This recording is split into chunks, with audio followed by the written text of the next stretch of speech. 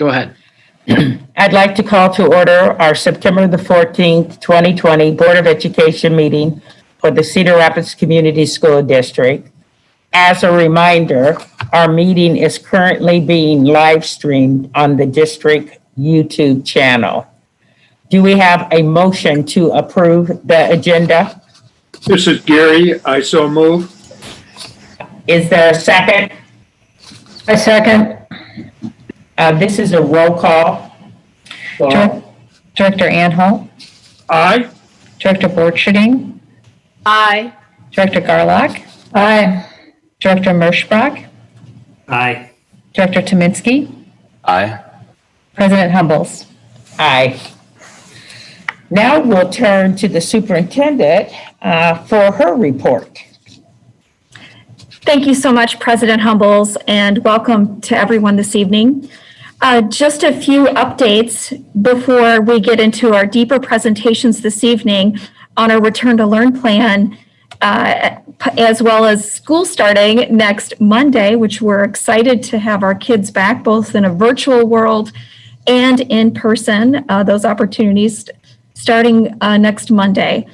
But I'd like to highlight this past month, of course, has been a very taxing, a very emotional month for our entire community as we have lifted and continue to lift out of our post-derecho circumstances.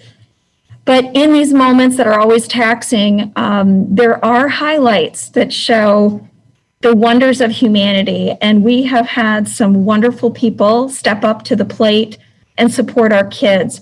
First and foremost is our community foundation, our Cedar Rapids Community Schools Foundation team, who has, through their efforts, raised over $25,000 for the children and families in our community who continue to need support with their basic human needs being met.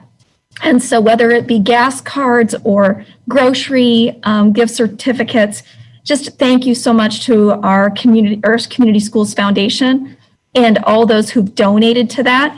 We still welcome donations there, and you can find that on the Community Schools Foundation website, but just tremendous, tremendous outpouring of love and care to our families and students who still need that support.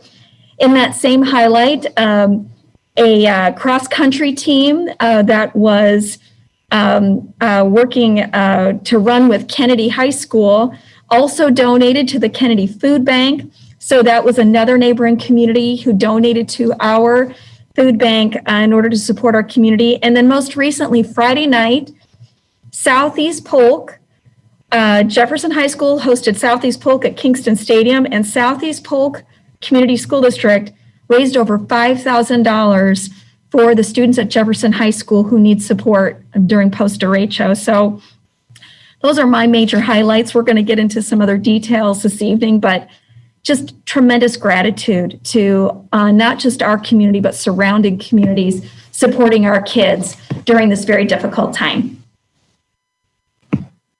Thank you for that update. And it's great to see that we are all supporting each other through this derecho and looking out after our families. Thank you, Superintendent Bush. Board, do we have any board members that have reports, would like to share any information?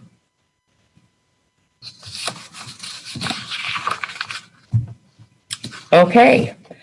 Next, we'll move to communications, delegations, and petitions. We'll invite our public speakers to address the board. I'd like to remind those who have requested to address the board to please state your name and address for the record when called. You will be given 5 minutes for your remarks. Board Secretary Day will serve as our timer and inform you when your time is up. Additionally, in order to abide by the open meeting law, I'd like to remind our speakers that there will be no dialogue between board members and the public speaking during this time, except to clarify the nature of the question or comments from the individual speaking. Laura, will you call the first speaker? Thank you, President Humbles. Our Speaker this evening is Lawrence Winklowski. Lawrence, I'm going to go ahead and ask you to unmute yourself.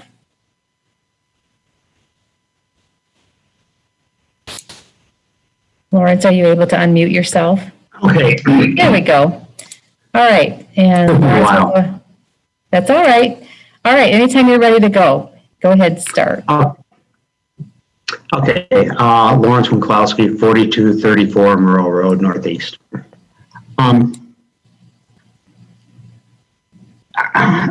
I'm not a big fan of naming things after people, whether it be schools, buildings, roads, and that. Like, I think one of the good things about New York's school system is that they call everything public schools 1, 2, and so forth.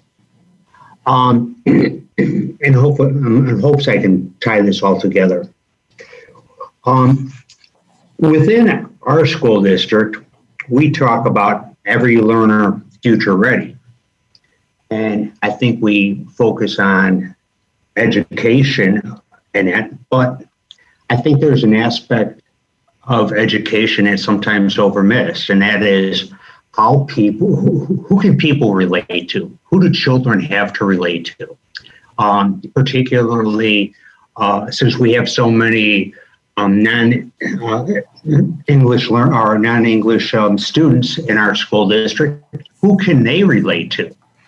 And that, we're good at having people relate to, someone who's Caucasian or Black and maybe Hispanic. But what about all these other people?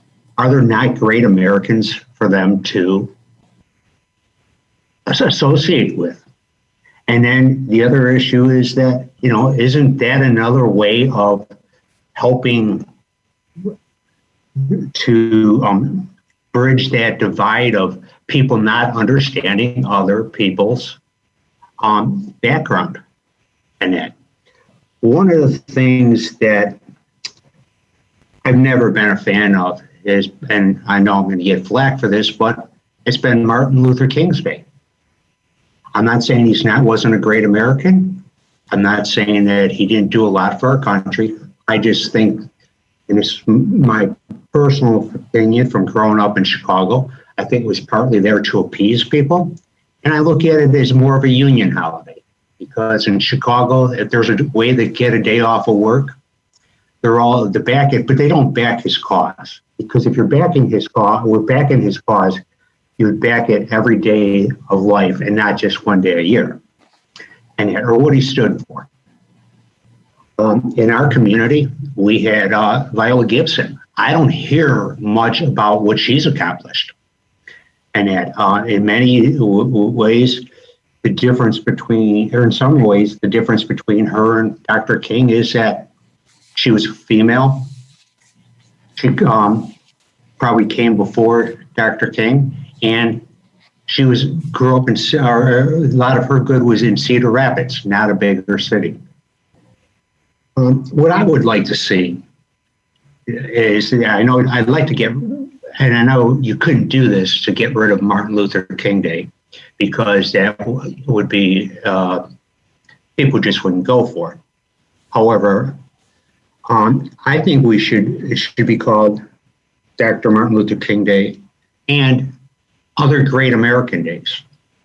We need to do something to point out the other great Americans, because this isn't just about one great American. It shouldn't be about one great American. We need to have people that all the students in our school district can relate to. And it's hard, someone of their ethnic background. And it's also a good opportunity for people to learn about other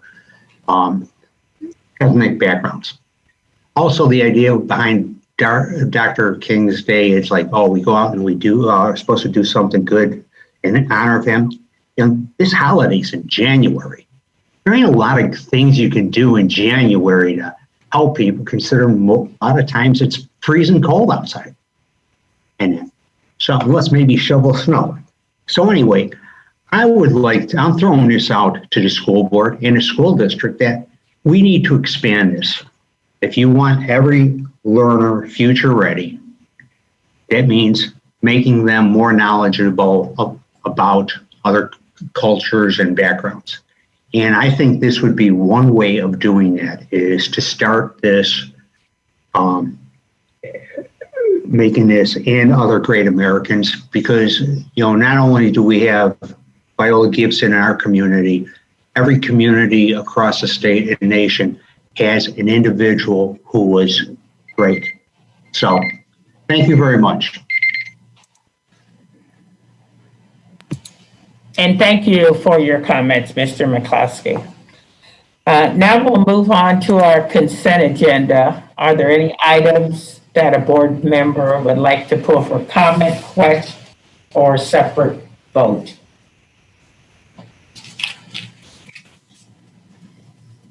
Seeing none, do we have a motion to approve the consent agenda?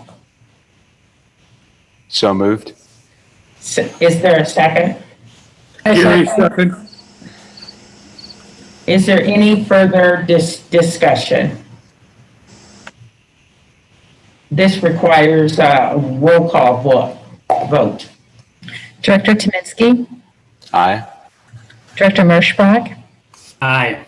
Director Garlock, Aye. Director Borcherding, Aye. Director Anhalt, Aye. President Humbles. Aye. Next, we'll hear from Dave Nicholson regarding the instructional support levy and its importance for instruction and instructional support resources. Dave, I'll turn this over to you. Thank you, President Humbles, and I'm pleased to be here tonight, President Humbles and the Board of Education, to give you a little overview on ISL and talking about the renewal plan update, because our ISL does expire here this year. So we'll get going on to it. So is the PowerPoint up, Justin, or slides?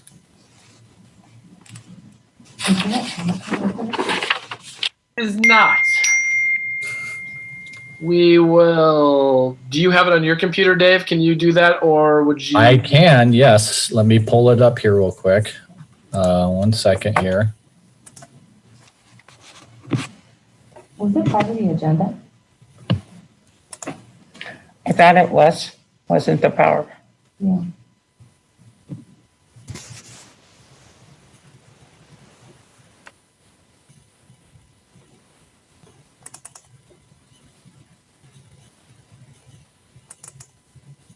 All right, I want to share my screen.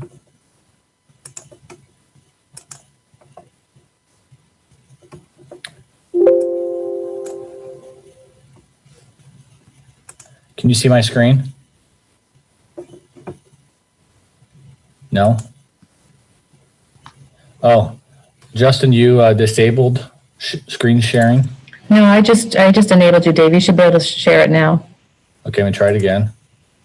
There we go. Now can you see my screen? Yep. All right. Oh, where did it go? Here we go. I'm gonna full size this. Here we go. Now we'll go through the screens here. Like I said, good evening, and I'd like to give you the board an update on the Instructional Support Levy, otherwise known as ISL. The Instructional Support Levy, we generate approximately $8.6 million annually in direct and direct instruction and instructional support. And this comes in a combination of an income surtax, which is at 10% of regular program costs, is what we levy. And a portion of it comes in local property taxes, and that's about $1.7 million. And in 2015, this was the board had approved a 5-year extension that extended it between 2017 to 2021. And like I said, it is set to expire and it's at the end of this current fiscal year.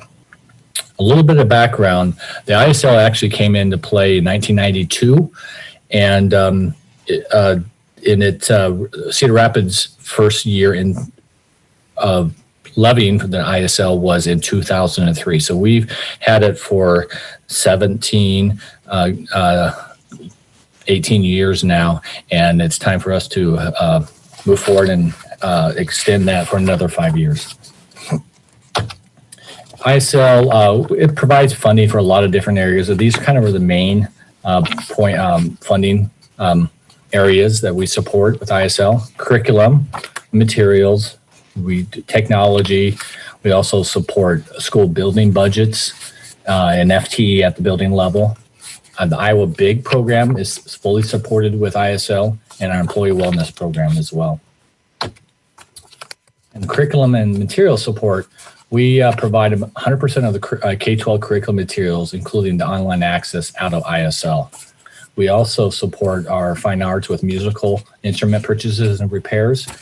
And we support a lot of our agreements with community partners. Most of those get funded with ISL. Technology. A big support for technology is FTE. We provide 14 technicians and data support personnel with ISL.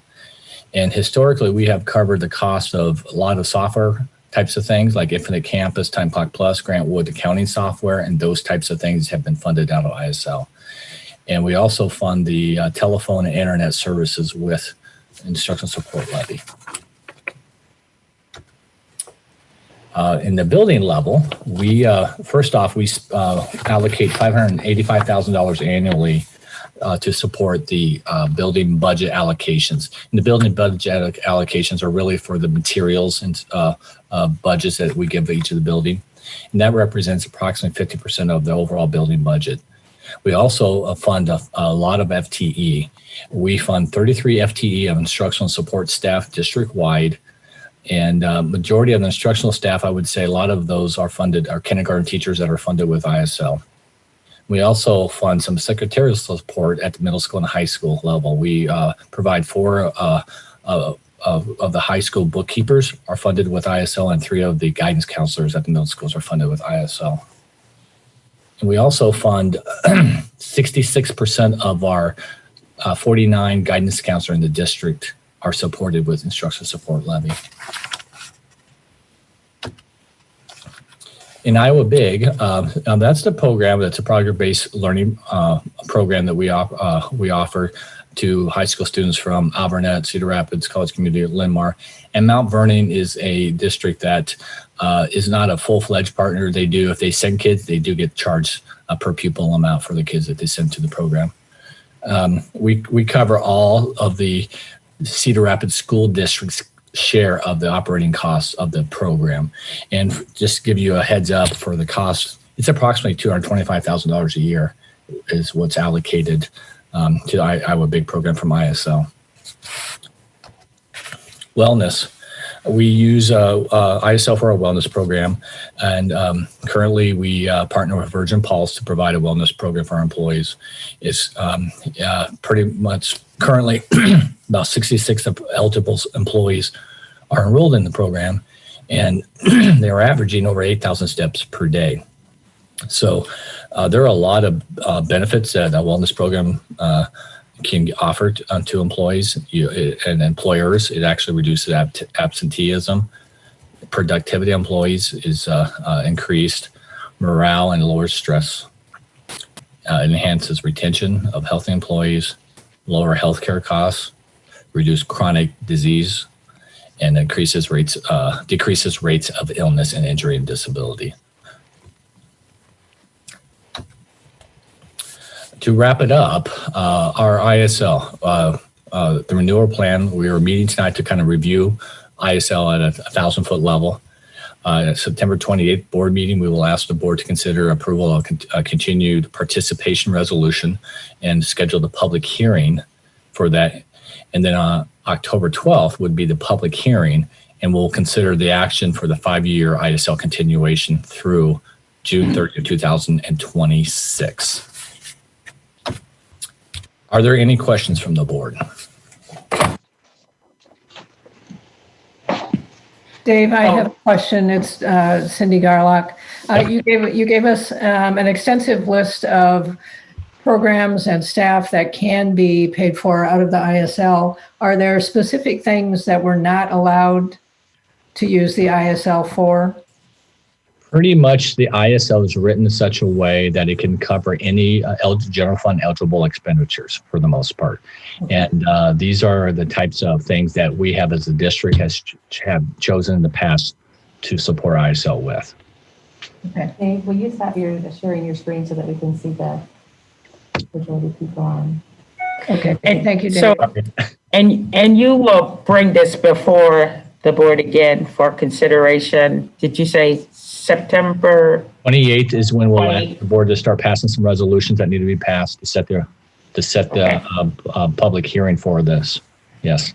And if the board wants additional information, is there a website that we can go to? I'm not sure. Additional information, Dave? I'm not sure we have it on our website. I have to do some research to see if we have ISL on our website. I'm not 100% sure. Okay, thank you. President Hummels, Gary, I have a question for Dave. Do we have flexibility when we put this out for a hearing? Do we have to specifically lay out what the expenditures will be for the ISL? Or do we have, I assume we were doing this for a 5-year renewal. Do we have flexibility during that time to look at changes, emphases, allocation of the funds, and so on? Yeah, we meet as a HRD or CAT or district level administration. We do meet and review the ISL budgets annually at that level and try to determine in our budget process, how do we want to allocate these funds? That's something that we do look at. And sometimes we actually makes a little bit of modifications with those funds at different times. So as have we brought it up individually and asked the board to approve each item that we are doing with ISL? I don't have any knowledge of that at that level being brought back to the board and asking for that, other than getting authority in extending the ISL and giving you kind of an overview of what we spend those funds on. But that's something that we could do in the future, is doing a little bit more presentation of the ISL budget, more in detail of how we are spending those funds. Thank you, Dave. That answered my question. Okay. Any other questions? Thank you so much, Dave.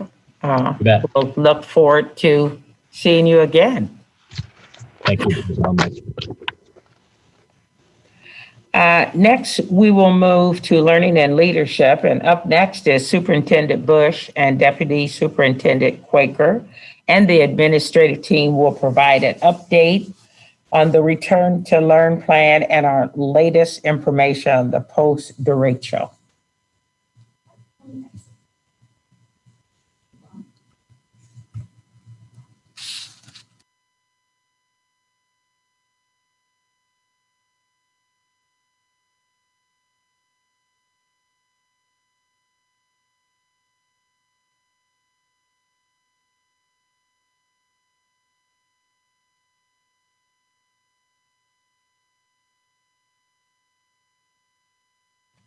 All right, thanks for your patience, and I think everyone can see the presentation now.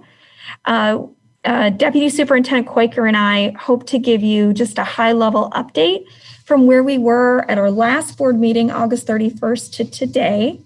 We have an update on our family choice data. And again, as I said during the superintendent's report, school launches a week from today.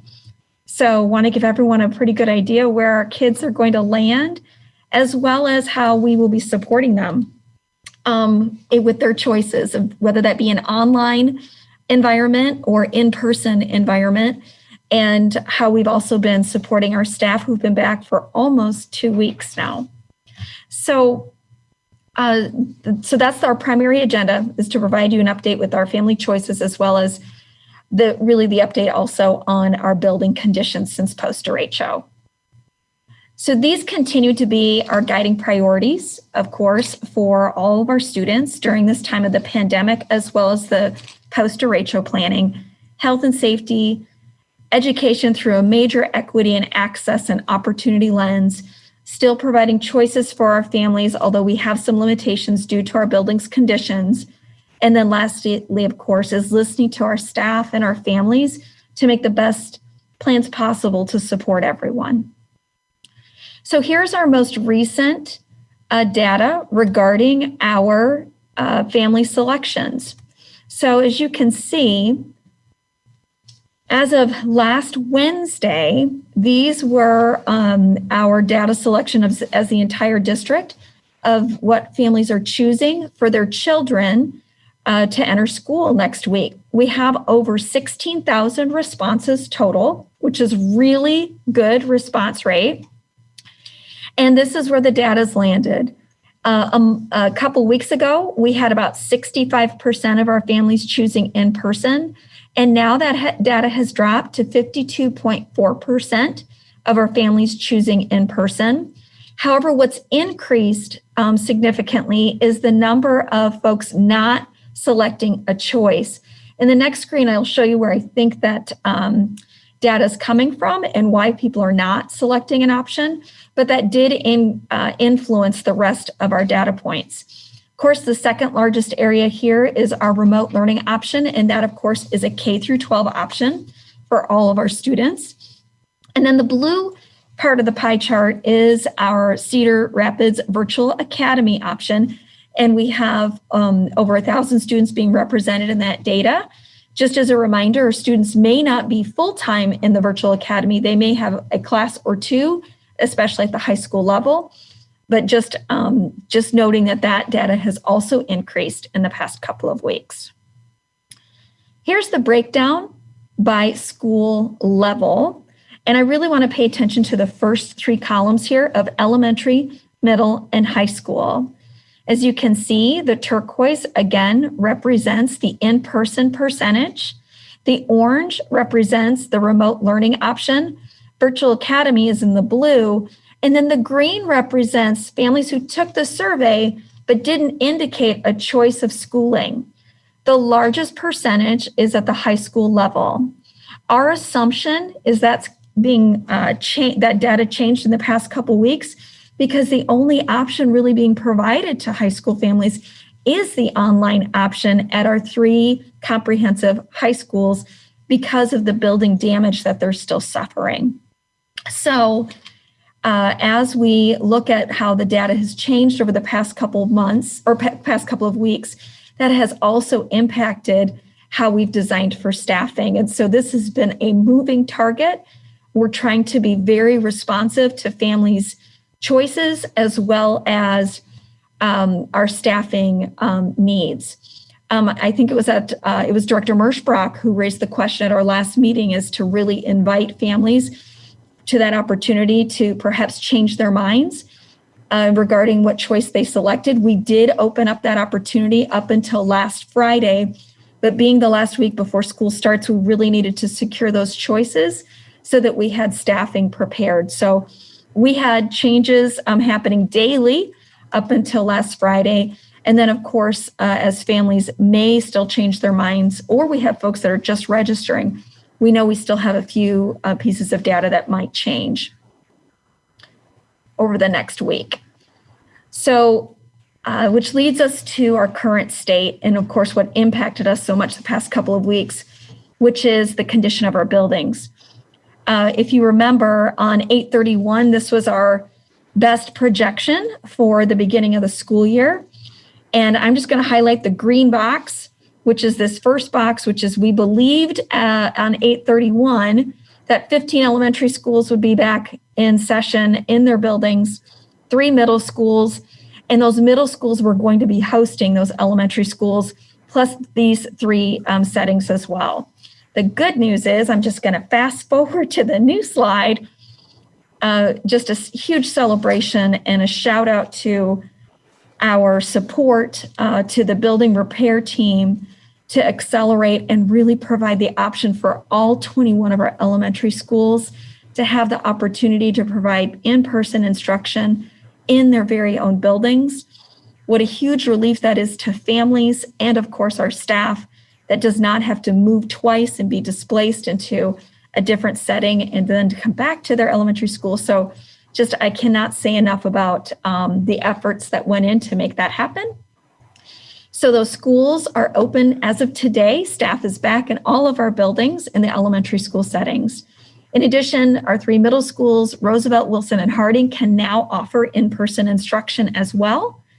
And then by November 16th, our hope is that the 2 middle schools, Franklin and McKinley, will be able to offer in-person instruction.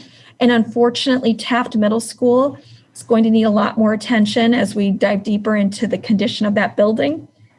It may be on-site or in-person instruction prior to January 4th. It just looks a little tight right now. So we will continue to assess this. We were surprised by the 21 elementary schools being able to accelerate. So our hope is that the remaining buildings will also be able to accelerate with the condition that they're in. So it's still working through those plans, but that's the current repair timeline. So now I'm going to hand it over to Deputy Superintendent Quaker, who has led the staffing assignments with our teams, just tremendous work here. And so Deputy Superintendent Quaker, if you wouldn't mind taking over from here. Superintendent Bush, I really appreciate it. So I want to start with, there's a lot of work been going into this, and as our situation has shifted, we have had to pivot, which takes a lot of hard work, of course, out of the entire ELSC staff, our principals, and our teachers having to be extremely flexible and open to different ideas for how we can best serve kids. So it's taken everybody really working together to make this happen. We did close the family options on Friday, again, knowing we'll have more students that come in and also unique situations we'll have to shift with. We are asking families to stay with their choices just until October 12th. That's 3 weeks. So there's been a lot of movement based on situations, but we also want to give students a choice in their environment to see if it actually works for them before we have those requests for shifts. So as we've been assigning students and those numbers have moved, we've of course prioritized that health and safety for our in-person environment. It looks different at different buildings, but our goal has been keeping those classroom cohorts at approximately 20, and we've been able to do that throughout most of the system that's going in person. In addition to that, of course, the virtual sections are larger and look a little different. At our elementary, we have larger sections now, mid-30s to 40s.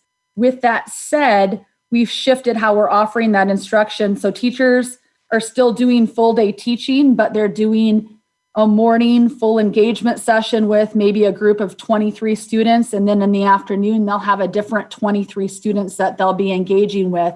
But those students still have opportunities to make connections to other teachers and have, of course, assignments and so forth that they will connect to in small group learning opportunities. At our middle school, those cohorts are a little bit larger. We're working through some of that situation. Ryan Reedstrom is the lead on this remote learning, and as those numbers have grown, so has his hours of work. He has done an amazing job responding to teacher questions, to all of our questions, as we have tried to shift and make this work the best for all the various levels. We're still trying to work out whether students from, for example, Taft can all be in a remote section together, or if we're going to have to balance those out. So it's all about, again, trying to make sure that we have numbers that are doable for our staff members, and also have some balance, but also making sure students can have some connections and those relationships with students that they've had in the past. So I think those are all key elements. And at the high school, we haven't had to do cohorts now because we're all online, but we're still doing those 4 classes a day, like on the A day, and then 4 classes also on that B day. So students will have 4 classes, teachers will have 3 90-minute blocks, and then have their prep time as well, where they will be engaging with students. As we've worked through this, we've also prioritized and done a lot of work on hubs, community hubs. So we currently have 5 Four Oaks sites and 3 community locations that we have put out, where we are saying to families and to students, if you do not have internet access currently at your home, or there's some reason that you cannot engage in that online learning and in-person is not available to you because you do not have a building to go to, those hubs are there for that reason. There's community volunteers that are linking up and partners that have worked with us. In addition, we are placing staff at those sites to work with our students to make those connections and to help students engage in that learning. We are going to be using city buses to to transport those students, and hopefully we'll have good attendance at those sites and just be able to help students and families that really preferred that in-person instructional option, but haven't been able to have it because of our buildings being currently closed and not able to attend. Moving on to professional learning, we've had a great start to the year. We provided a lot of flexibility. I believe based on the feedback I've received and the OLL team has received, that self-care, trauma-informed care, and those social emotional supports have been greatly needed for our staff members, and they will also be greatly needed for our students and our families as we shift to the beginning of the school year. We are really putting a focus on family engagement this year and being very intentional. Our staff are being asked to contact families quarterly, and we're asking them to make that first contact, if possible, by September 18th, but we're also being flexible, knowing some of them haven't gotten their rosters till today, so giving them till September 25th. But again, we feel that's really important work, so parents know what we're prioritizing, they know more about the curriculum, and just really intentionally connecting with families is going to show a huge benefit. That remote instruction, we're preparing all staff, even if they aren't in that remote instructional environment, in case of situations such as quarantine. We believe that staff will be ready to shift. Also working hard on covering who to have participate and sub for those virtual environments if situations occur where we have staff that are gone. So lots of pieces through the professional learning. We feel like we've had a good couple of weeks. This week we'll be shifting, of course, staff will be inventorying their classrooms, also engaging in more remote learning, learning who their students are and making those family connections. So glad we have this week and really excited to shift into having students in person and in the remote environment starting on Monday. And Craig will be able to share more here on the digital tools. Thanks so much, Deputy Superintendent Quicker, and just hats off to all of the organization that's gone through the Office of Learning and Leadership Department. Just a lot of coordination and responding to feedback that we've received since staff have returned. We've just tried to be really responsive to listening and supporting. So thank you so much. On this last note is our digital tools, and I'll say, now it's down. We're down to the grind, right? We've been talking about every student getting a device, and we've been talking about trying to provide internet access to everyone. But the reality is the rubber's hitting the road right now, and kids will be back on Monday. So maybe Executive Director Barnum, if you would make a couple of comments about current state, and then maybe even things that are surfacing that we're going to still be ironing out in the next couple of weeks. Sure. So the derecho threw a kind of a wrench in our plans here. And so one of the things we really focused on was making sure that we were agile and trying to get the resources to the kids and families who needed them the most. And that's why we kind of focused on looking at hubs as kind of our last fallback that Deputy Superintendent Quaker talked about. At the same time, we are right now knee-deep in delivering hotspots. We started delivering hotspots to buildings today, reallocating them based upon another round of need assessment. And we sent off our first list of updates to IMON to get that done. So preliminary data says that we're sending off just about 300 families to get IMON set up, and that went out the door today, and we'll be doing another round of that later this week, probably Thursday or Friday. All of our student devices are at the buildings. They're being prepped by the contacts at each site, getting them ready to go. In fact, I know that some of the 9th grade devices went out last week at a couple of our high schools.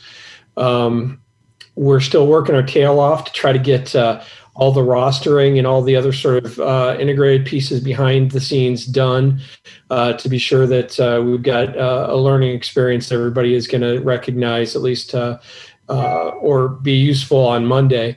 And so, and that's difficult when we're just starting to roster an Infinite Campus this week. And with our pre-K-8 learners, we've kind of had that delay just because we're trying to figure out, who is exactly a virtual learner and who's going to be an in-person learner at many of our schools.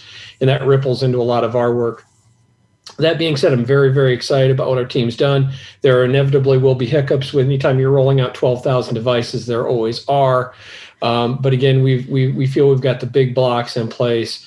and more importantly, kind of the infrastructure pieces behind them in terms of making sure the network and the various connectivity at our schools will work.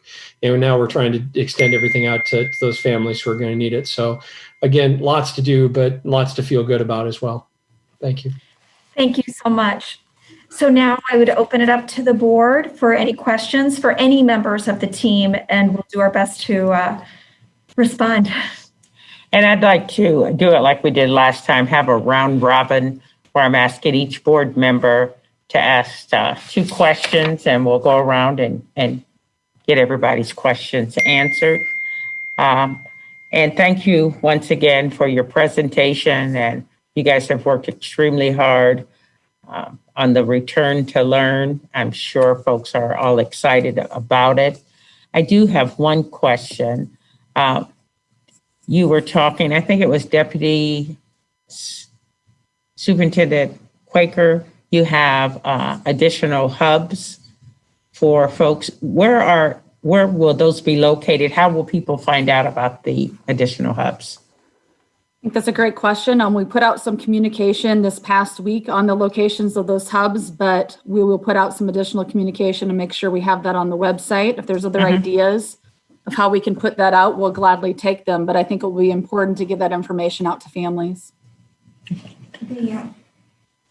Specifically, the community partners, if you just want to list a couple of those partners, Deputy Superintendent, who's helping us?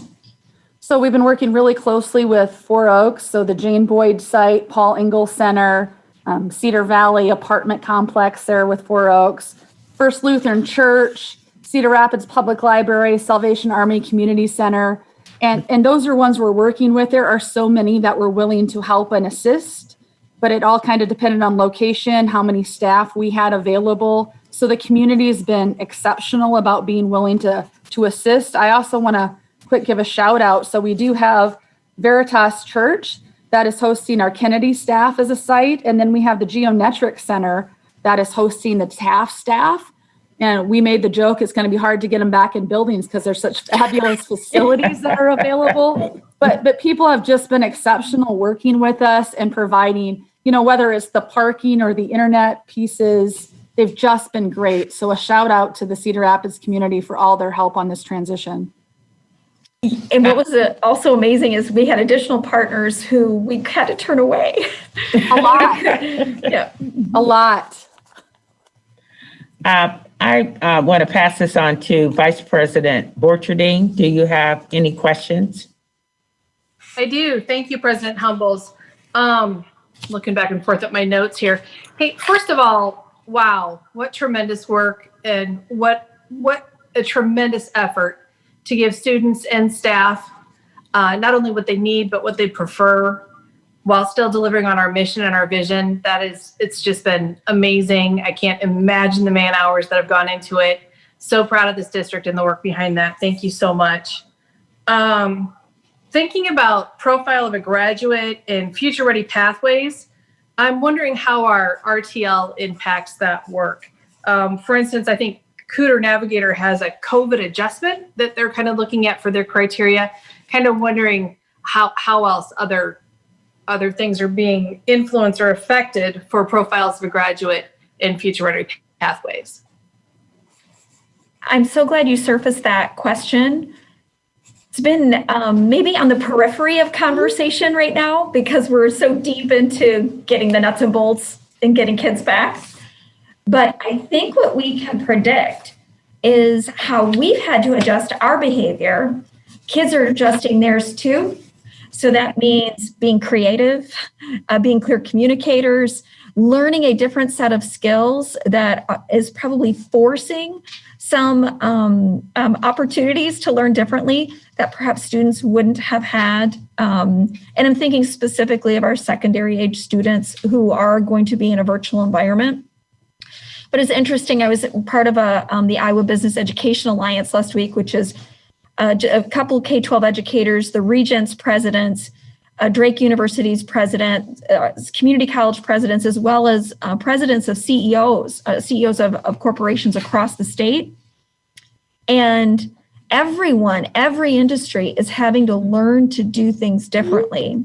So when you think about our 5 C's and the competencies that we want in that profile, which you can see behind Deputy Superintendent Quaker's head and our communications director, Colleen's head, you can see that profile of a graduate.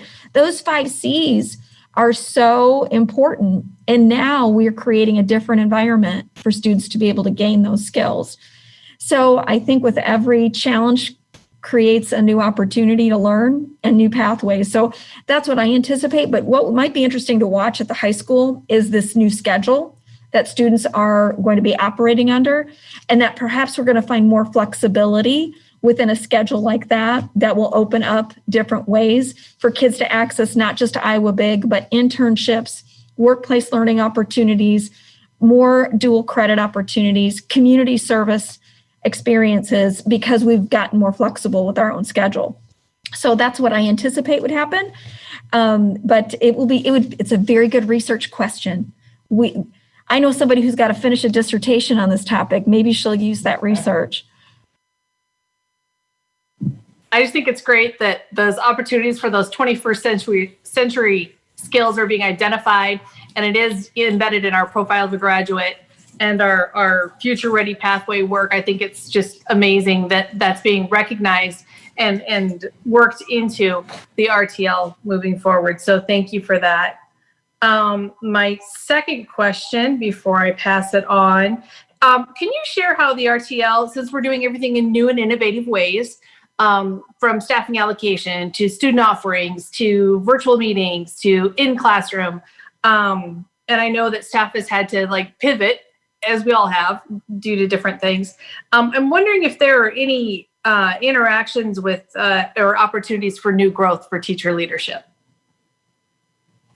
I'm going to hand this over to Deputy Superintendent Quaker, as that's been ongoing conversation. And we've also had to adjust just in the immediate how we're accessing teacher leaders as well. So we've actually been having some conversations about this regarding remote learning and the various aspects of scope and sequence, unit plans, lesson plans. So we are shifting and pivoting. I'll say a little bit because the whole staff don't know about some of the shifting and pivoting. So we have these fabulous things that the teaching and learning team and John Rice has led for the past few years as in-person learning. But there's a lot of teachers that have not been involved in the creation of those documents. So at this point of time, we've done some PL and explained to them, here's our priority standards, here's our scope and sequence, here's our unit plan, and some of the whys behind that. But what we are going to be embedding into some of that professional learning on Fridays now, from the building level and the district level, is taking those teacher teams and allowing them to work through those documents, create some updates, add some additional resources, and really dig into the why behind what the priority standards are and what the vision is for the scope and sequence of our instruction.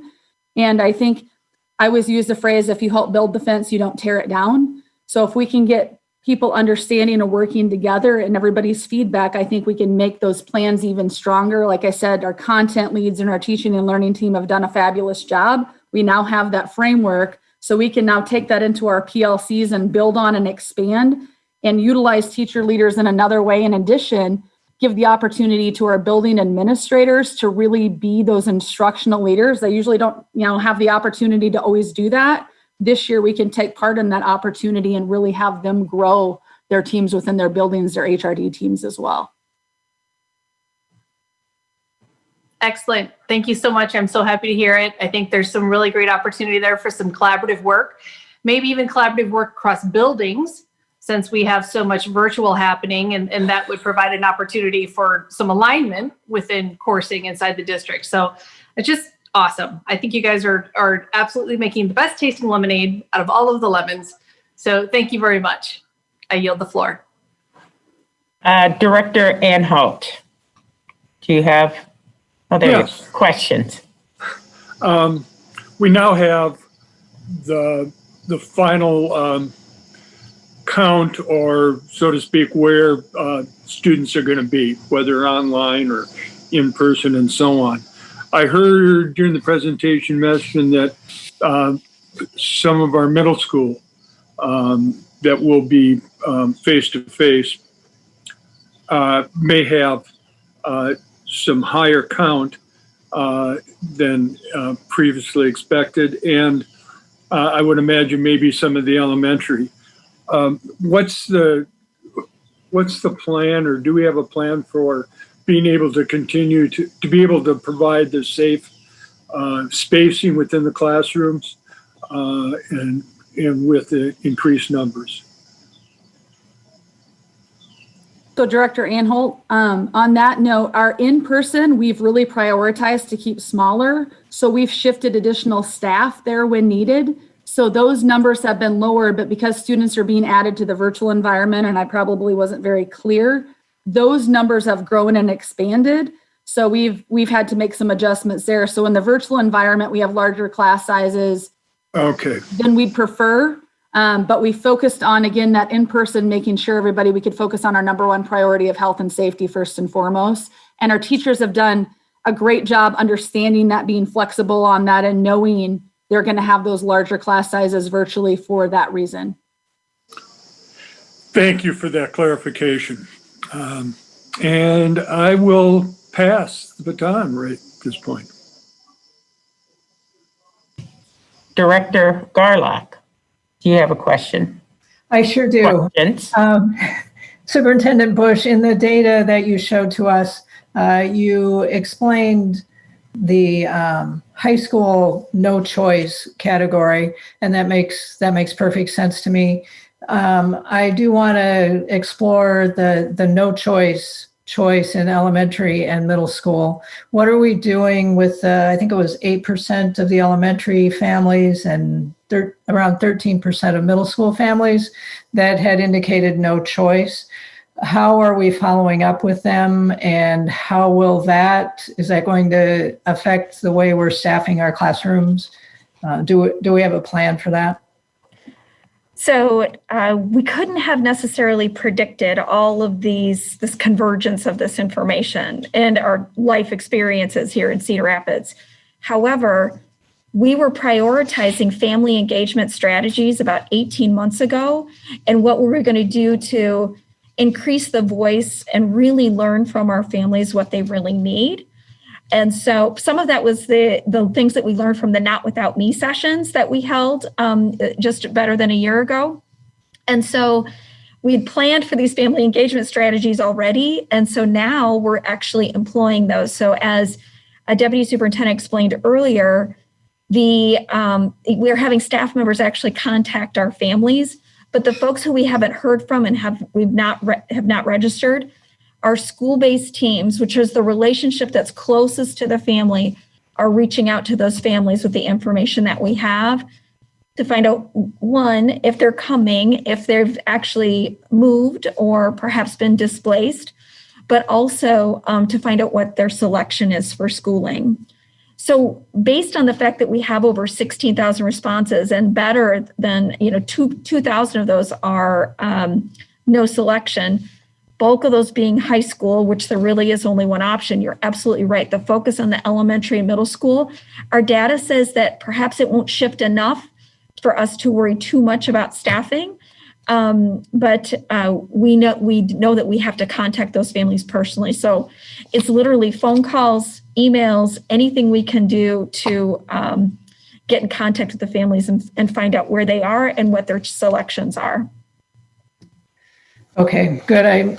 We don't want anyone to fall through the cracks here in all of. And I'm so glad that you brought this up, because another piece of this is count date is October 1st, and we have to get the kids registered. Okay. My second question is centered more around staff. I noted in Dave's presentation that 66% of our employees participate in the wellness program. I'm just wondering, in light of all of the stressors that our staff have been experiencing here recently, if there is some way that we can work to increase participation in the wellness program, particularly the mental health part of that. And I know you have some things in place, those were mentioned earlier, but is there any any initiative to increase participation in the wellness plan, especially this year? Justin, if you're available, Justin Blitz, and if you wouldn't mind commenting a little bit on the professional learning that we highlighted last week, and then also maybe some of the initiatives Stephanie Neff has been pushing out to the district on this very note. Yeah, thanks, Superintendent Bush. So all of our staff engaged in a few modules that we collaborated with Worldmaker International on, formerly the National Resilience Institute. So there was 3 modules that they went through around wellness and self-care. There was a workbook that accompanied that, and those modules will be continued to be released throughout the year, so staff will have the opportunity to engage in those. The feedback was really, really positive around those modules. Staff seemed very appreciative and very thankful for those opportunities. And so we'll be continuing to release those to the staff and administrators to continue to work on that. Our community partner, Taninger, they're going to be conducting support groups every week in each building in our district. And so staff will have the opportunity to engage in self-care circles where they can have those led by mental health professionals, where they can, really work on supporting each other and talking through their experiences. And so those are 2 things that we're really proud of in those opportunities. And then I know Stephanie Neff has really been working hard at creating a new website with wellness opportunities that she'll be releasing each week, so staff know what opportunities are available to them. So we're really promoting that work. Stephanie has pushed out like a daily, or well, I guess it's a weekly even a little video. And then with that is a reminder about Virgin Pulse and how to get engaged with that particular support program. And then even our HR department has referred staff members to that resource. And so you might learn about it during orientation, but people don't always jump on it. But now's the time to remind folks that that's available to them. Okay, yeah, thank you for that. And it's important, I think, that staff is reminded of those resources frequently as we get further into the year. So thank you for all your work on that. Director Merschbrock, do you have some questions? Yes, just focusing on the elementary students that are choosing the online option. I suppose we know who those students are. Do they match kind of the overall demographics of our elementary school students? Are these a particular type of student? Are they students with parents who are able to work from home? And particularly, especially for our very youngest students, will those students, have the same tools, the same manipulatives that they would have in person, and is there a way to make sure they have those types of things so they can kind of do the hands-on learning that young students need if they're not in the classroom? Ryan, I'm going to hand this question over to you to comment on. And then I know that a question came recently to Colleen as well that perhaps she wants to chime into. Thank you. We have about 1,500 to 1,800 students. I believe it's along with 1,800 students that we rostered last night and yesterday. So all elementary teachers received their roster. It is interesting to see grade levels and what buildings have high numbers. We could go to Hiawatha and there'll only be 4 kids in first grade. And then in second grade, there's 40 kids. So it's really interesting to watch those numbers across the district.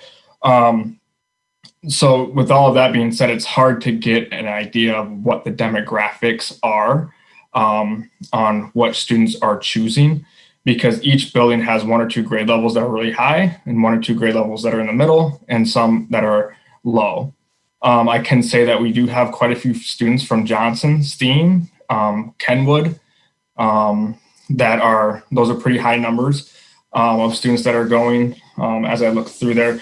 For example, 1 grade level has 46 from Johnson coming out to the online spots. As far as curricular materials, the content leads are looking into what those manipulatives could be so we can provide that equitable access across the district to give students, especially with our youngest learners. They need time to write, they need to practice writing, they need to practice cutting for those fine motor skills.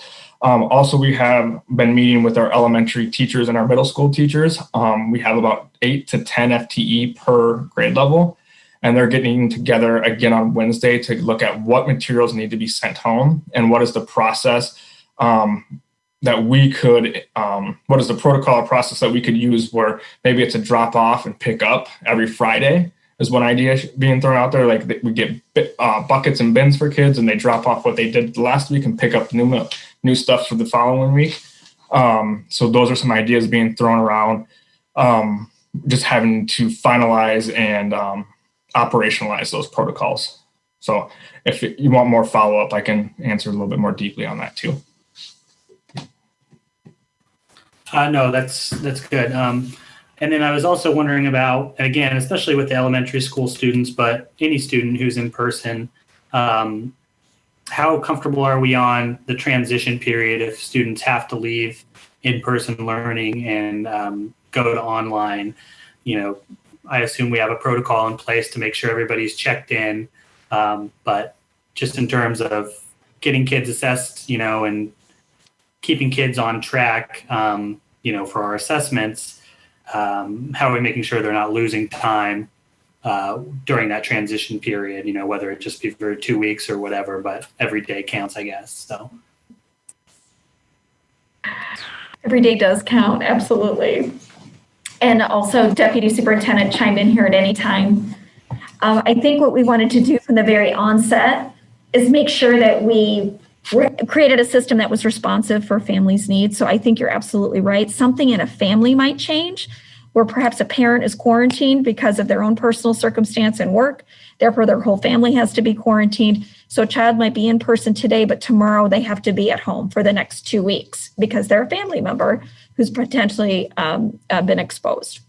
So in that situation, we know that we have to be prepared to, one, give the student resources, as well as we tried to mirror that online curriculum to what was happening in person, so that we make sure that teachers aren't in the virtual environment doing something completely different than what's happening in person. There may be a nuance. We might have to tweak it a little bit, but this is when priority standards and power standards in any given curriculum become so important. So when we have that curriculum lined up, then everybody's teaching towards that standard. How they're doing it might be different, but then we can keep things lined up as we go. And we know that we're going to have to be responsive and supportive and flexible, keeping the child's needs at the center. So what might work for one may not work for another.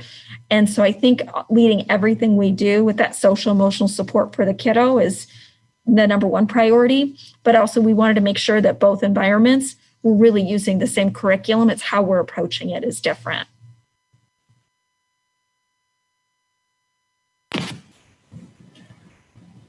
Okay, Director Tominski, do you have some questions? Yeah, the benefit of going last is that a lot of them are covered. So that's pretty exciting, I think, for everybody, because I know we got other things to talk about. I wanted some clarification on no choice. We covered that with Cindy's question. I think Gary and I heard the same thing that probably made us all a little bit nervous when we were talking about elementary school, because I had a note on like, what is the average number of student interactions per teacher per day? Because there was something that I heard that made me think that number might be 46, because it was 23 in the morning, 23 at night, and that is wrong. I think we covered that. So that's great to hear. And then I had a question if we could already start to see, you know, if enrollment is trending up or down. And I think I heard Superintendent Bush say that date is October 1st. So getting those no choices, really understanding that is going to help drive that.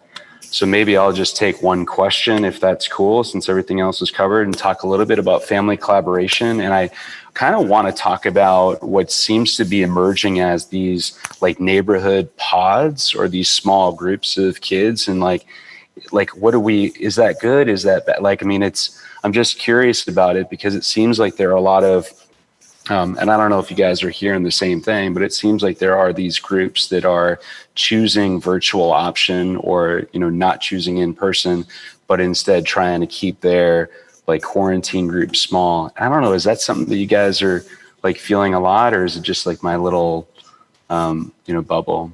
And is that something that should concern us or something that we should promote? I've heard a little bit of that, but not enough. Probably to speak as to the why about that. I've made some maybe assumptions, and that is just personal preference and folks maybe trying to create a support network for each other, which is completely understandable, especially when you're trying to tackle something new together. I did hear a parent reflect on how the spring was so challenging for them as a family that they knew that if they moved forward into this year with an online environment, they would need a different tool set. And that tool set included other parents who were choosing that option as well. So I think networking is always important. I would say that I'm really proud of our district for providing choice for our families. And that was one of our major guiding principles, those 4 guiding principles we put from the get-go. But I can't necessarily say as to why maybe there's been an increase in those clusters, other than folks have chosen that option and they want to support each other. And maybe the team has other further reflection on that. But I'm glad that there'll be a support network beyond us and the teachers, because I'll say that I know as a parent, other parents have taught a lot to me, and even as a teacher, learning from parents and how to improve just to better support kids. So I hope it becomes just a really supportive, collaborative environment for those who are choosing to do that. Any other? Okay, Vice President Borcherding, do you have another question? I just have one question, and that is just kind of, I'm wondering if there's a timeline on when we can start to anticipate that we'll be able to see the financial implications that are happening due to the redesign from COVID and then the redesign from derecho. I would say July of 2021. I would say that we're experiencing things like every day. So increased need for more hotspots, and where can we find the funding for that? And I will give a shout out to the Department of Education, who Craig Barnum and I reached out to them on another layer to say, okay, is there any other funding streams that we could use to purchase more hotspots for our families? And boy, they really beat the heat and tried to find all sorts of avenues that we might be able to use. And we didn't get any new information, but they're really trying to assist us. So I would say, Dave, feel free to chime in here at any time, but I think that after we get the full account of what we're getting from FEMA, after we get a full account of what we're getting from insurance, all of that, when it all shakes out, it's very iterative right now in what we need. And so we probably will have each month, of course, we'll be able to see what's up and what's down. But certainly by mid-year, I think we could say this is the current impact, but we'll probably have a better idea as the year moves forward into the spring. And of course, the support that we have right now, thank goodness for insurance and these other funding streams, COVID, CARES Act, other things that we've been able to use to get our kids what they need. But David, would you add anything to that? I would just add the big unknown right now is really FEMA with the CARES funding and what COVID related, because we have not yet received any response to our claim that we have sent, but we have heard they've actually made changes to limiting what types of expenditures. September 15th, tomorrow is the date of saying we're not going to allow any other expenditures after September 15th. The big, and they're also talking about all the ones that whether or not they should have allowed schools to even submit claims for FEMA for the COVID related. And so we submitted a claim for the first claim that we sent was through June 30th, and that was $118,000. And we don't know whether we're going to get that. And plus we have a lot more expenditures that occurred after June 30th. And it's not sounding really favorable right now that we're going to get any funding through FEMA, but so that's the big unknown right now, because a lot of those dollars and then that we were hoping that we're going to use FEMA for might have to shift back into CARES, and which will greatly impact that. So just the last thing on that point is I would just encourage you to share with board members anything that we can do to be supportive of that and advocate for funding or any kind of financial assistance. Thank you. Okay. Director Anholt, do you have another question? I do. Just a clarification on the response that was sent out to parents, and we said we had 16,000 something responses, which was a very good response. But there was 2,000 that had no choice. Was that part of the 16,000, or was that just 2,000 that we didn't get a response from? Yes, it's part of the 16,000 who did respond. Oh, shucks. I thought we were going to see a tremendous growth. 18,000 kids, right? I think.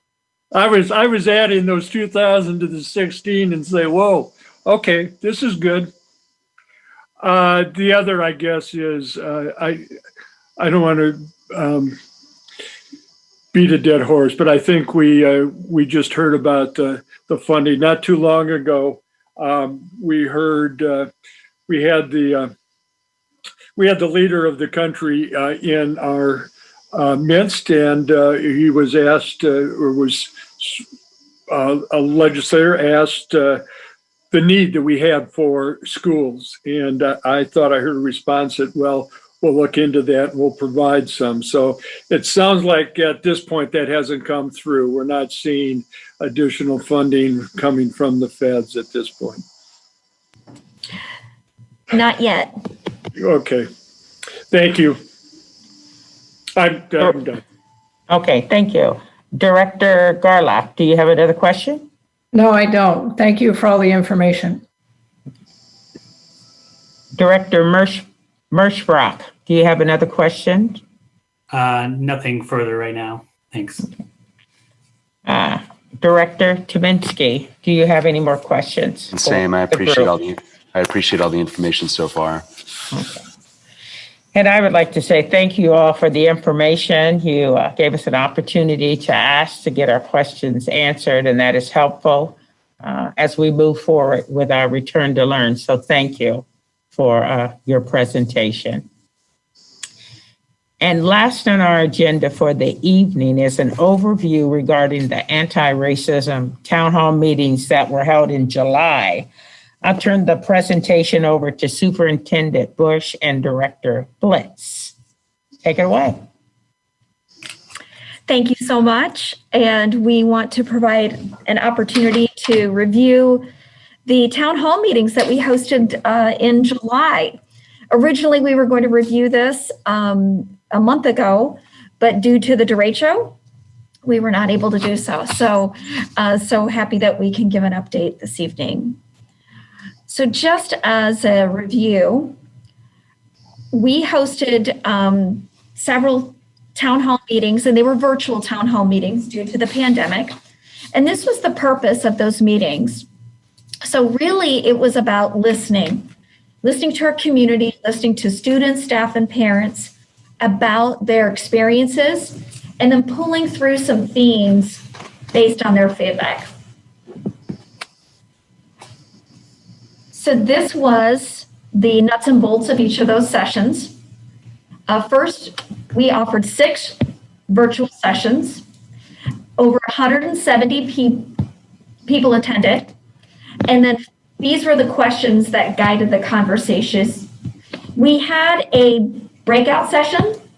So if we had more than 15 people, we went into breakout rooms virtually and had members of the leadership team assist in hosting the conversation. And then these 4 questions is what we really tried to focus the conversation on and get feedback from those who were participating. I cannot say enough about how wonderful it was, the willingness of our attendees to share their hearts, share their perspectives, share their stories, especially our student leaders. Amazing, amazing kids we have, and bringing their voices forward to say, this is not only what my experience is, but also here's some ideas I have and how the district can improve. So we not only talked about the current state, but question 3 really was about what can we do as a district to get better to serve all of our children. And we did feel it was important in these sessions to title them as anti-racism and not just an equity initiative. As important as equity is, and it definitely is a pronouncement and commitment to our district, within the current context, not only in Cedar Rapids, but also in our state, in our nation, and in our world, our children of color, our employees of color, our community members of color are experiencing things differently. And we thought it was very important to say we are committed to being an anti-racism community and school district, and what can we do to make sure that our children, our staff, our families experience a welcoming environment. So that was important to us throughout these sessions. Just as a reminder, this of course is our strategic plan, and we focused on this very first column of our commitment to building a safe, supportive, collaborative culture in which diversity of every learner is valued and embraced. So this is that purpose and commitment to culture. Inviting these conversations comes down to strategies. This is the how we are going to get there.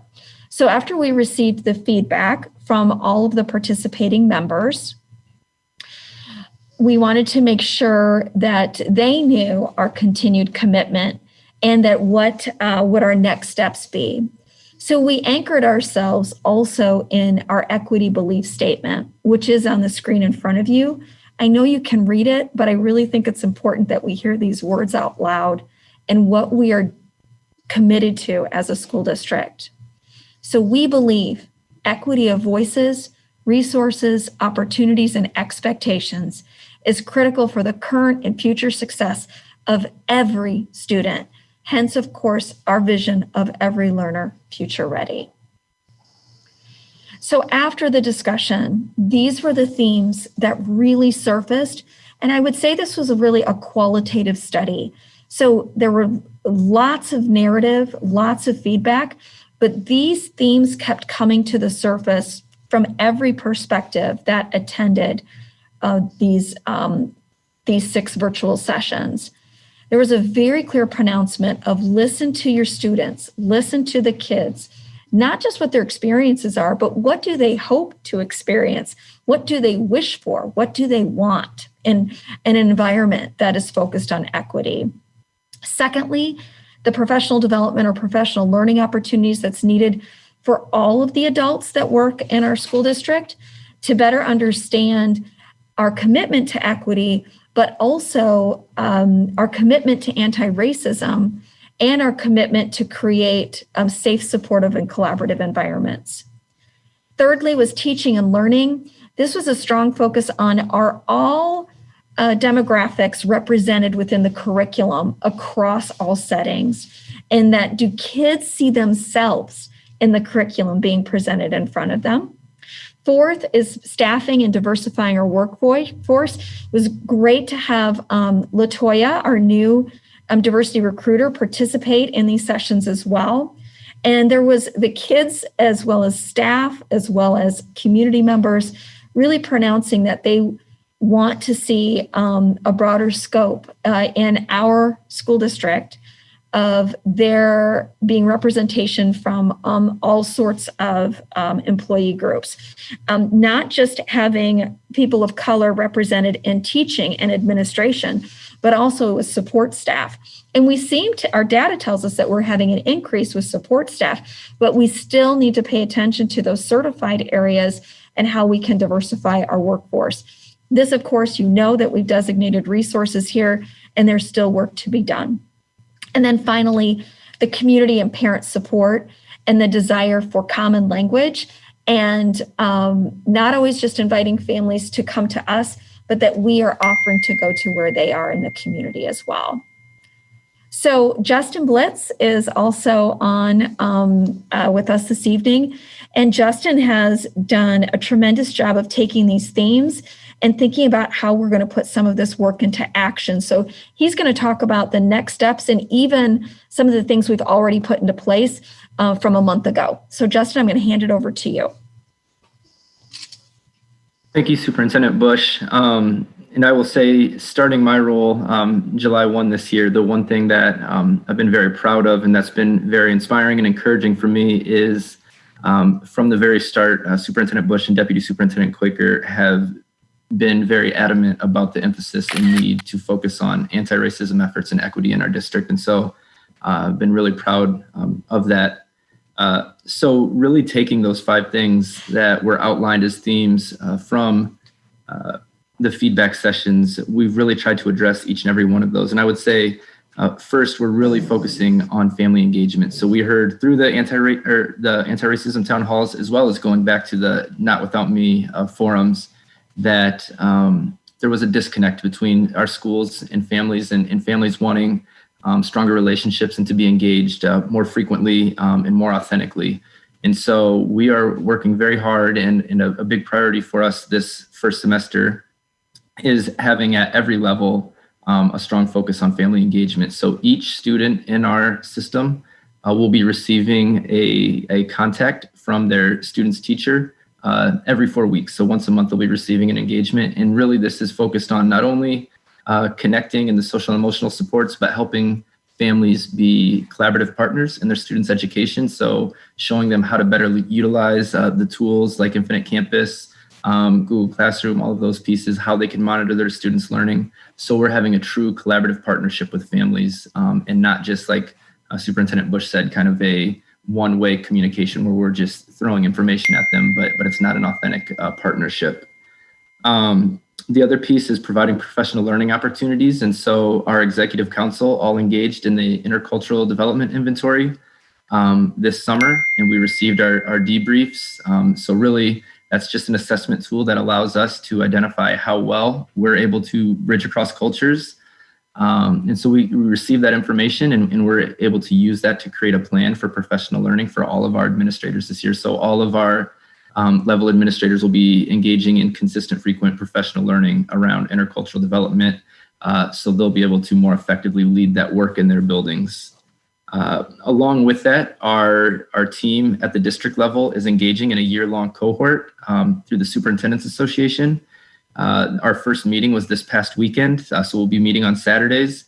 And it's a great opportunity for us because we're able to meet with districts all across the country. So Las Vegas, New York, Charlotte, all of these different areas, and find out what they're doing in relation to equity and anti-racism work, and collaborate with these districts to create a strategic plan that gives us more equitable outcomes.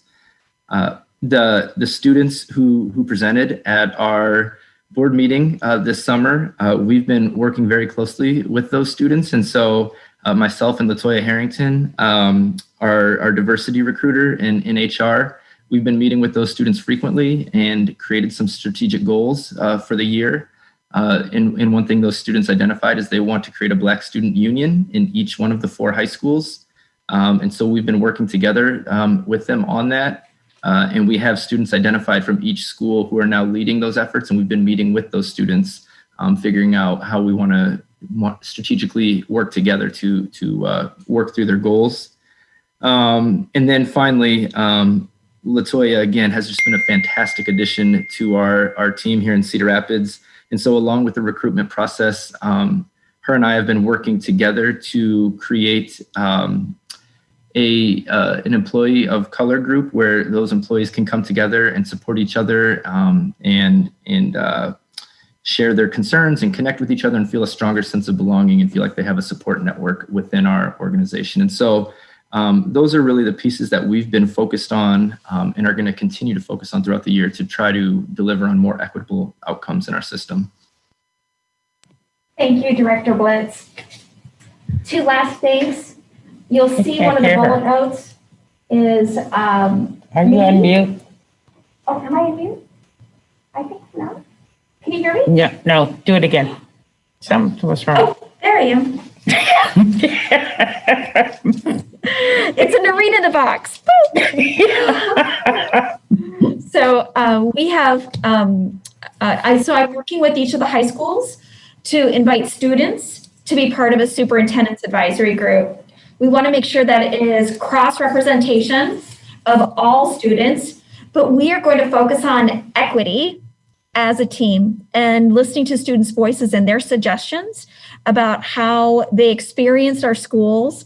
And hopefully they have a vertical perspective and can tell us from elementary to middle to high school how they've experienced our school district and suggestions that they have for improvement, with the hopes that we're looking at this from a system-wide experience so they can also learn from each other the strengths that each school brings, as well as improvements we need to have as an entire system.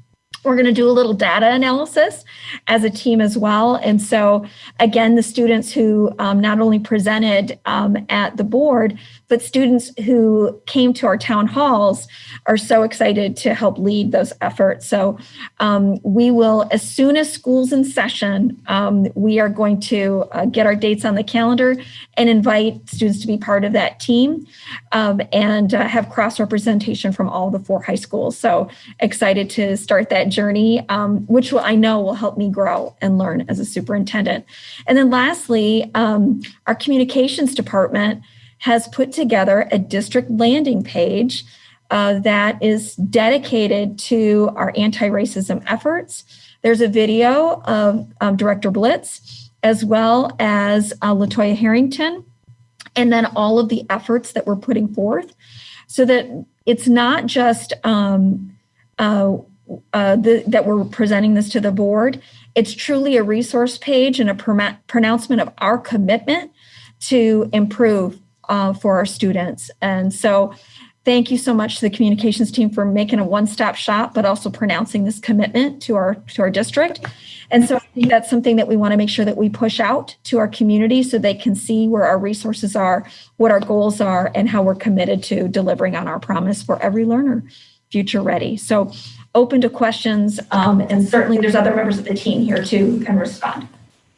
Well, I would like to thank you both for presenting. And then I think it's really important to the young women that came and presented to the board that were listening. It was nice also to have the sessions to see folks that they are concerned about what is happening in our district. I'm interested when you said the district will design a team to provide support for employees of color. Can you give me a sense of kind of what that looks like, or what have you been planning? And Justin can comment on this. It started as a conversation, really. Justin, LaToya, several of our employees of color, administrators, some teachers, just had a conversation about what has our experience has been, where we currently are, and then where we would like to go. And from there, Justin and LaToya have been designing some next step ideas. So I'm going to hand it over to Justin to talk about more specifics there. Yeah, absolutely. I think we are a relatively homogenous district when it comes to demographic makeup. And I think for sometimes our employees of color can feel a little isolated. And so LaToya has really been spearheading this. So I don't want to take any credit away from her. She's really taken lead on this. And she's been trying to reach out to those employees and gather some data and get a sense of, how they feel their experiences within our district. Do they feel connected? Do they feel a sense of belonging?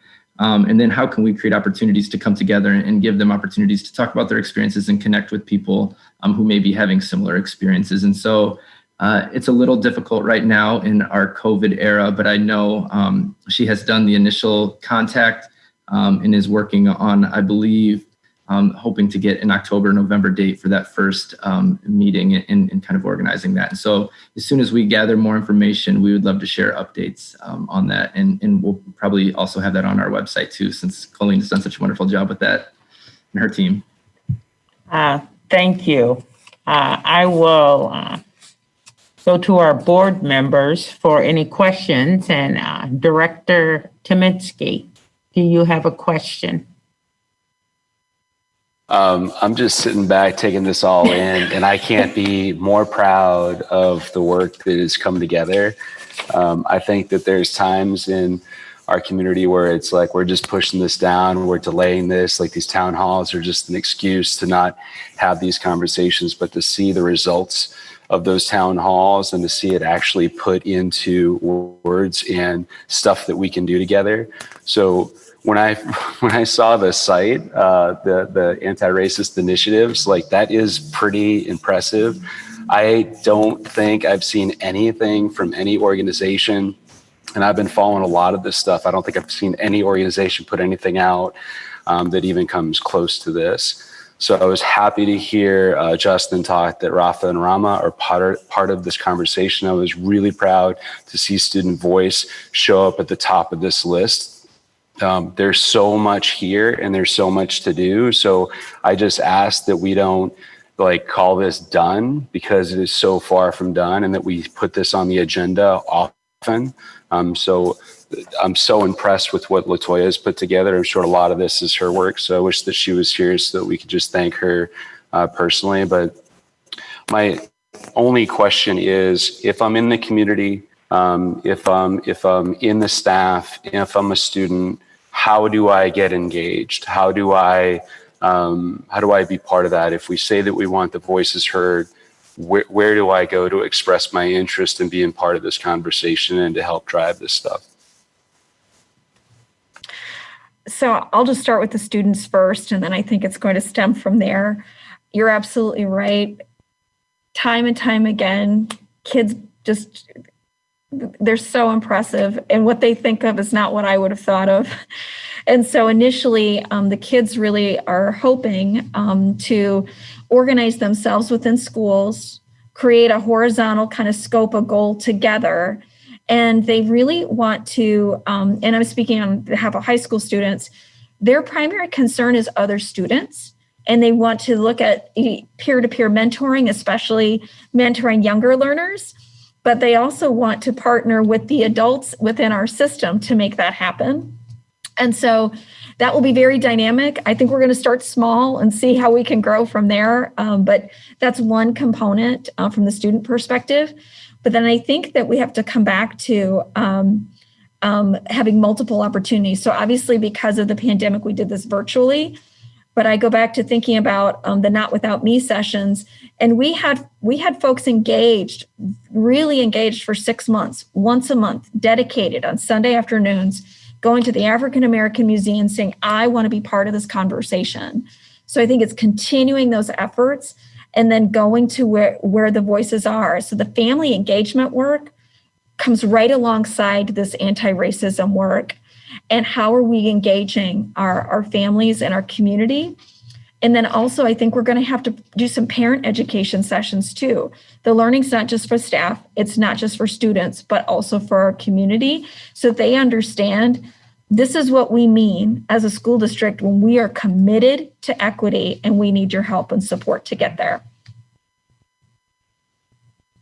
I could talk about this all night. So I as well. So like I said, I mean, I want to make sure that we don't stop, right? This is an inflection point. I feel it. I was really happy to see it on the agenda. It was too bad that we weren't able to talk about it a month ago, but the derecho kind of postponed that. I just don't want to use a pandemic and a derecho as a reason why we don't address a very critical need, not just in our community, but really around the world. So I appreciate all the work that's gone into this, and like I said, I'm just can't wait to just kind of dig into all of it. I was happy to see so many of the parts that we had been talking about, and I personally didn't see anything that was missing. Right when the young women spoke, I mean, they called them demands. They had a lot of things that they were talking about, and when I look at this, I'm like, I'd be really curious what did they have that was important to them that they don't see? And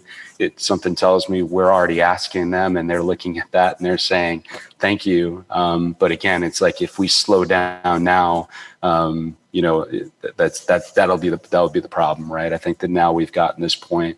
So again, I appreciate it. I've only got the one question, even though I feel like I was talking for a while.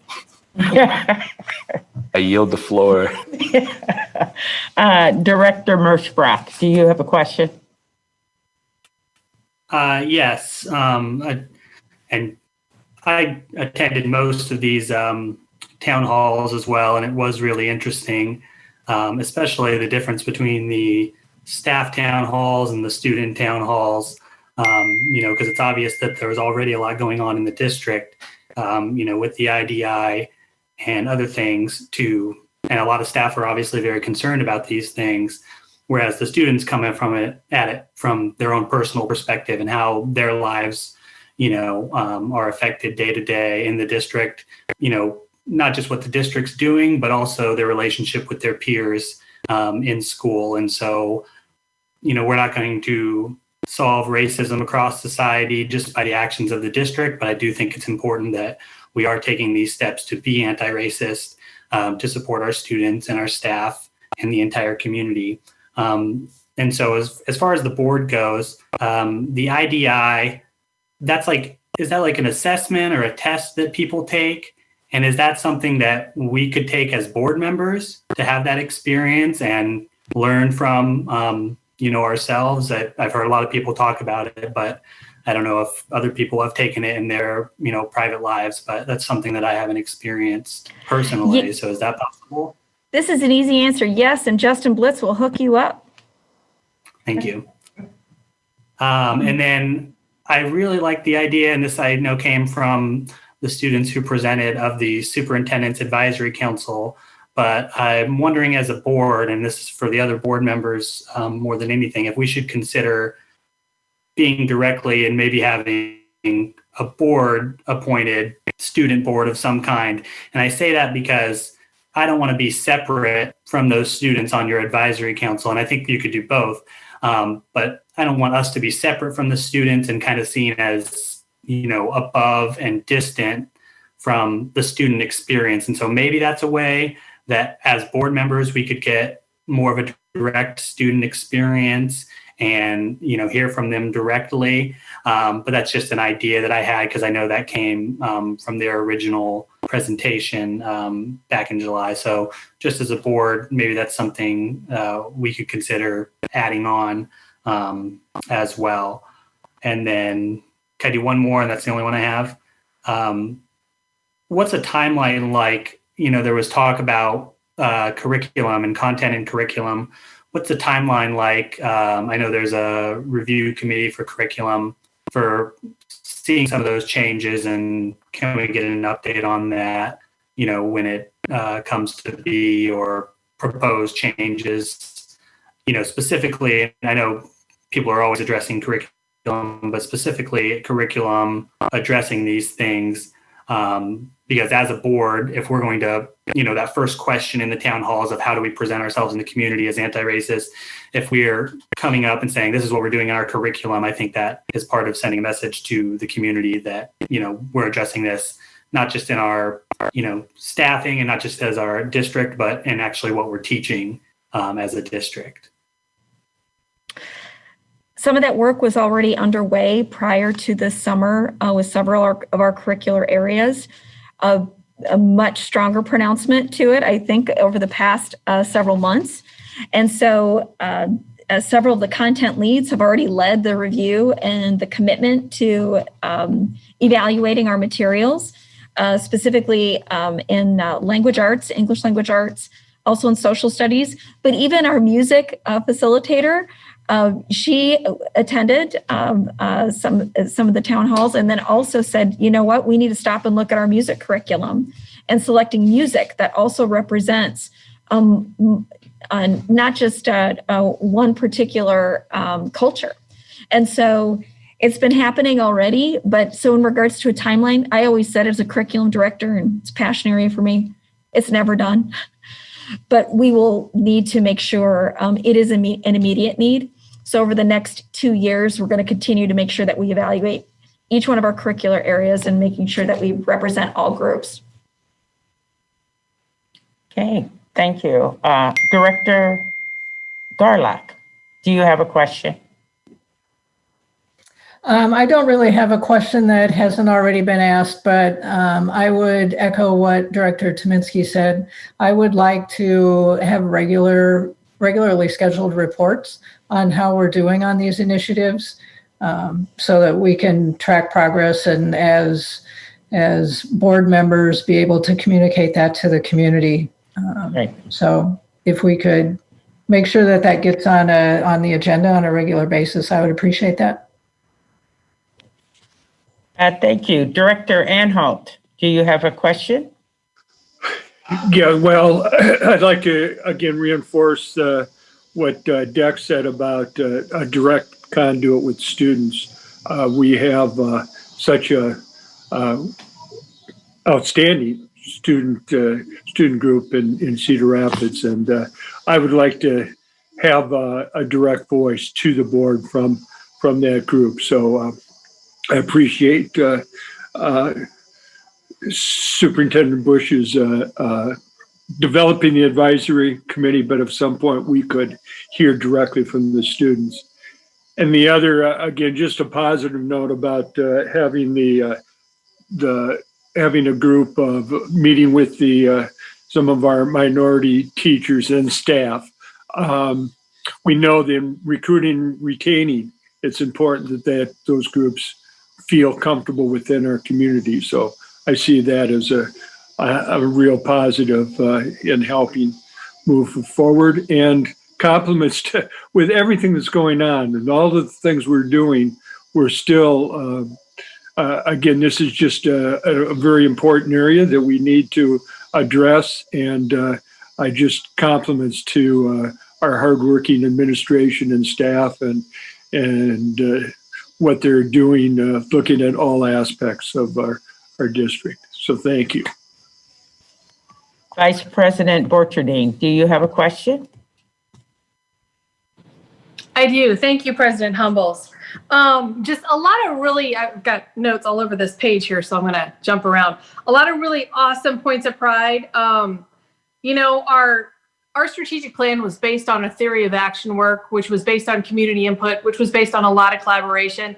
And I see a lot of points within this plan that are also reflected in our strategic plan. So that brought me a lot of happiness. And then also, it seems aligned that our organizational framework, our high reliability schools work was kind of mentioned a little bit when you said the safe, supportive, and collaborative environments. I'm wondering if you can just really briefly align how this work is going to work with that HRS, because I feel like that's just a way that we can emphasize our organizational framework, and that we can also use both aspects to kind of promote the growth in both those areas as they're combined. Absolutely. HRS has 5 levels, and the very first level is safe, supportive, collaborative environment, then it's effective teaching, and then a guaranteed viable curriculum. Levels 4 and 5 are certainly part of our system as well, and that's standards aligned learning and standards reference reporting, as well as creating a competency-based education system. But just those first 3 really work well together. The safe, supportive, collaborative environment, that piece alone, how we assess that is through getting feedback from students, from parents, from staff, and from administration. And so it's a 360 evaluation that we use tools to see how kids are feeling, how parents are feeling, how staff is feeling, and how administration's feeling around the same pieces of data, and what it means to create a safe, supportive, collaborative environment. So I'll just highlight one thing, and that is Justin commented on the family engagement work. We could see in our data that families needed different opportunities to engage. So therefore, we created a strategy to say, okay, this is what our data is telling us about a safe, supportive, collaborative environment. And if our families don't feel safe and connected and how to communicate with school, we better improve on that. So this is an absolute avenue to make sure that all of our community members, students, and families of color, that we're listening to what they need to feel safe, supported, and that they can collaborate with the school system. I think that's just an excellent point. I think a lot of the work is aligned, as you said, and it can support each other back and forth for growth in both those areas.